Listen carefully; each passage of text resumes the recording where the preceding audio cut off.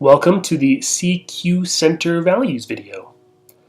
This video should be considerably easier to follow than the Basic Belief Systems video, partly because the CQ system that we're about to look at was written with the intention of global communication in mind, at least in English.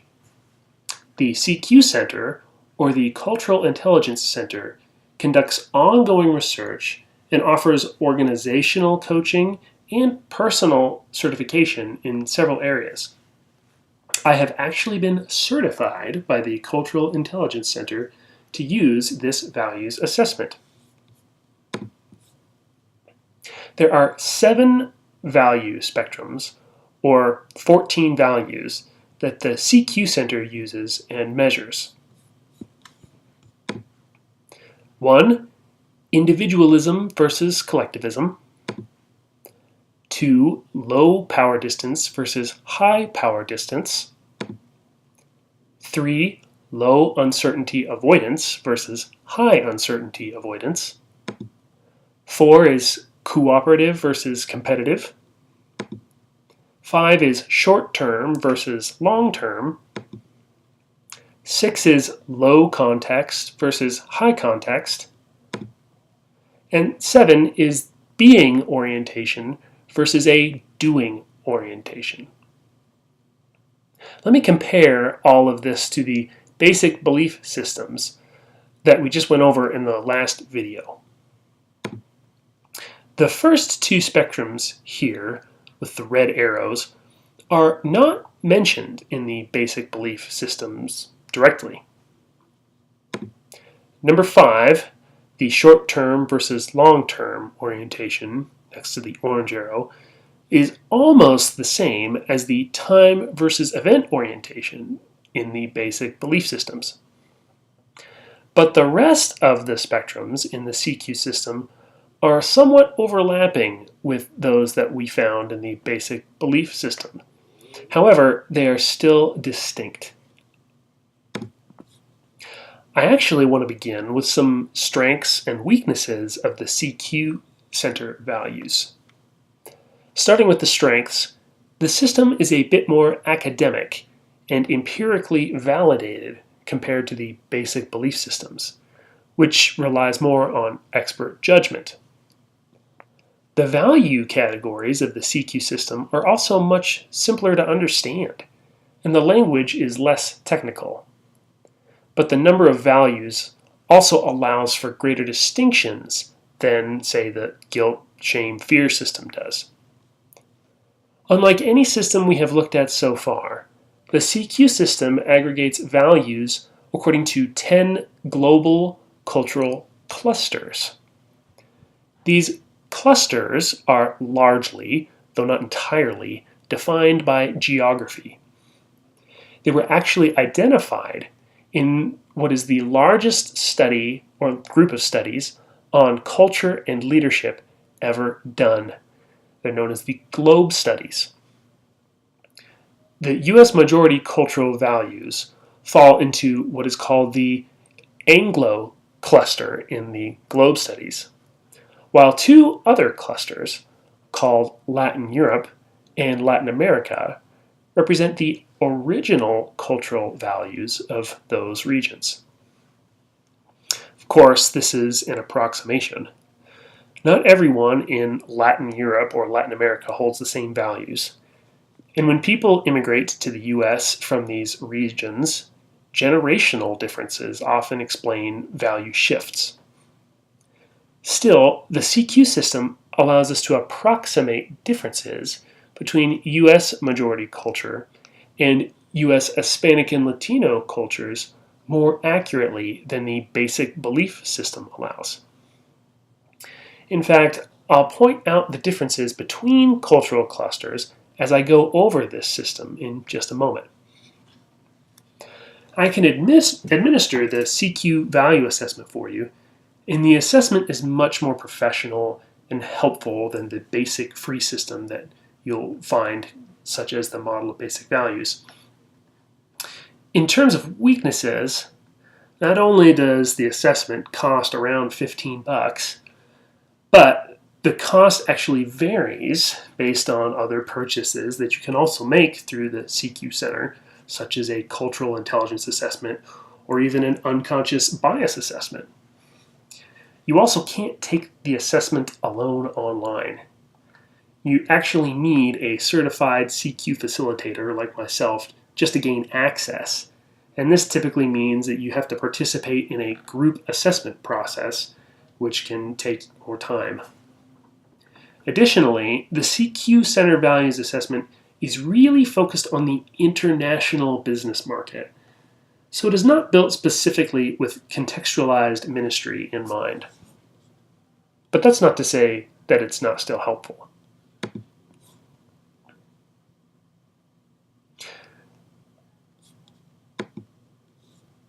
Going over these spectrums one at a time. The first one is called individualism versus collectivism. This is the extent to which your personal identity is defined in terms of individual or group characteristics. An individualist is motivated with personal incentives and goals and is more comfortable with autonomy versus working on a team. A collectivist is motivated by group goals. For these people, long-term relationships and who knows whom is very important. While the Anglo cluster is individualistic, Latin Europe is moderately collectivist, and Latin America is very collectivist, with their collectivism being almost entirely oriented around the family. There is a much lower degree of loyalty to social institutions and workplaces in Latin America. Next, we have power distance. This is the extent to which differences in power and status are expected and accepted. People from low power distance cultures prefer to forego formalities. They believe titles aren't important, and they may find appropriate ways to challenge authority more often. People from high power distance cultures prefer to follow the chain of command and are less likely to question authority. While the Anglo majority US culture cluster operates with a low power distance, Latin Europe is somewhere in the middle of the power distance spectrum. In the Latin European cluster, parents and governments tend to speak more authoritatively and are respected when they do so. Similarly, in the Latin American cluster, paternalism is normative, and respect for hierarchy is most important in a family context. Uncertainty avoidance is the extent to which risk is reduced or avoided entirely through planning and guidelines. People from low uncertainty avoidance cultures typically ask first and then get information. People with this orientation are comfortable with ambiguity and uncertainty. In contrast, people from high uncertainty avoidance cultures appreciate explicit instructions, rely on formal procedures and policies, and are uncomfortable with ambiguity. This spectrum has a lot of overlap with the declarative versus interrogative spectrum in the basic belief systems, but it is not the same. And this spectrum is not about bungee jumping like you see in the picture. People all over the world bungee jump, but it is their approach to it that may be different. People with lower uncertainty avoidance likely don't read the waivers very closely and ask fewer questions before they jump. In fact, they may enjoy the uncertainty of this approach, feeling as though it contributes to the rush. But people with high uncertainty avoidance are likely more calculated risk takers and find out more about the safety procedures and the proper techniques to use first. The Anglo cluster, representing majority US culture, is definitely low in uncertainty avoidance. In the Latin Europe cluster, high uncertainty avoidance is normative. Life is organized around predictable structures, patterns, and traditions. In that cluster, following the dominant societal norms is highly valued. And it may come as a surprise to you to learn that the Latin American cultural cluster is also high in uncertainty avoidance, meaning that it may not be as que sera sera as you might think. In the case of this cultural cluster, certainty is not sought through laws, schedules, and policies, but in having someone you trust, which again is usually a member of your family who can take care of you. The cooperative versus competitive spectrum refers to how people prefer to accomplish results. Cooperative people believe the best way to accomplish results is by getting others to work together, while competitive people believe that the most motivation to accomplish results comes when there's competition involved, or when people are actively working against each other. Notice that according to this value assessment, you can be both collectivist and competitive. Such people want their family or group to win out over other families or groups. While the Anglo majority US cultural cluster is definitely competitive, both the Latin Europe and Latin American clusters are moderately cooperative. As I mentioned earlier, the short-term versus long-term orientation in the CQ assessment here is very similar to the time versus event orientation in the basic belief systems. In our system, your time orientation is the extent to which there is a willingness to wait for success and results. People with a short-term time orientation value immediate outcomes more than long-term benefits. People with a long-term time orientation are much more focused on long-term planning and are content to sacrifice short-term outcomes for long-term benefits.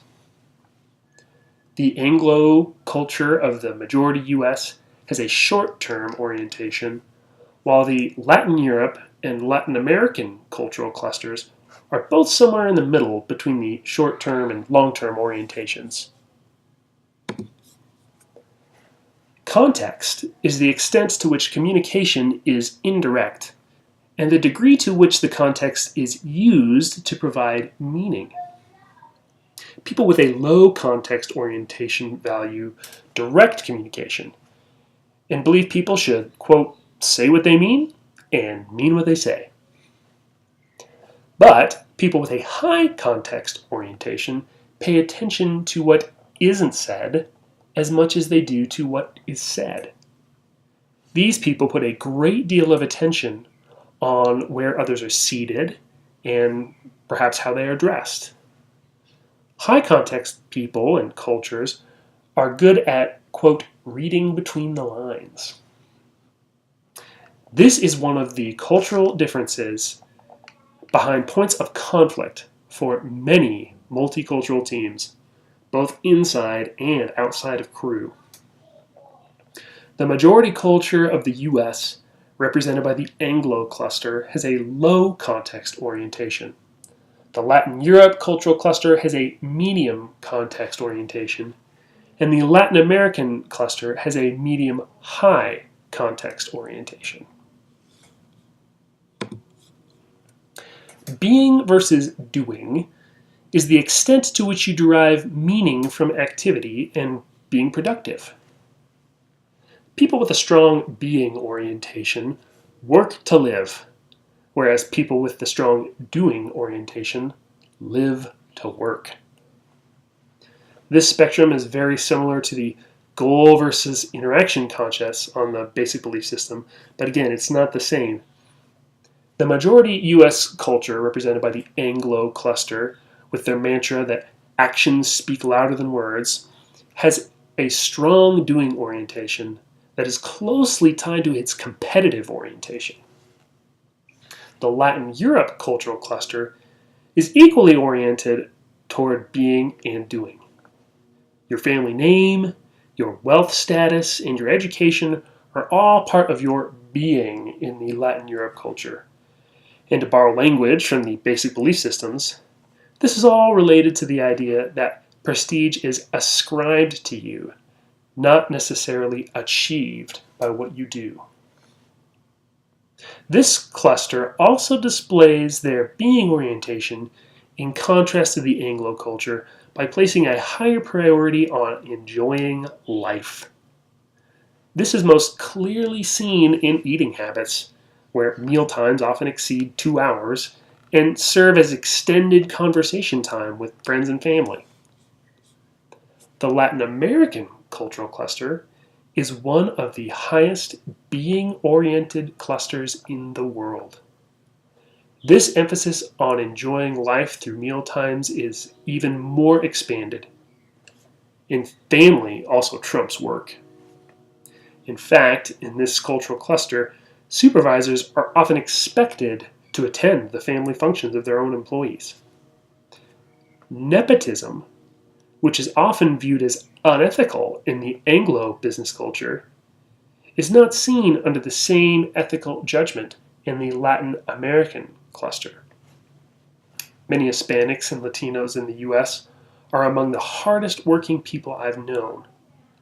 But it is important to remember that they are still shaped by a culture with a high being orientation, just like, for example, a lazy, white, 8th generation American is also shaped by a high doing orientation. Here is what the Cultural Values Assessment from the CQ Center actually looks like. The left side explains the 7 cultural values with definitions for each side of the spectrum and gives definitions for the 10 global cultural clusters where these values can be found. The right side shows all of the cultural values being assessed, represented on a spectrum. The 10 global cultural clusters are arranged on each spectrum according to what is normative for that cluster. And then an individual's own results in this assessment are represented for each value by the tiny triangle at the bottom of each spectrum. You might also be interested to know what a cultural assessment from the CQ Center does and does not tell you. While this assessment does reveal your own values, obviously, or your preferred way of getting things done, it only may reveal your biases, and it does not reveal your ability to work with others who hold different values than you do. The CQ Center assessment also allows you to rank yourself against different groups of people. Therefore, whoever you think of or are instructed to think of by your CQ facilitator on the assessment when you are asked about others might affect your own results. For example, I might test with a medium level of uncertainty avoidance compared to others in the majority US culture. However, I would probably test with a much lower uncertainty avoidance if I compared myself to other first-generation Hispanics and Latinos in the US, since high uncertainty avoidance is a hallmark of the Latin American cultural cluster. These are the references I used or cited in making this video. Thanks again for watching.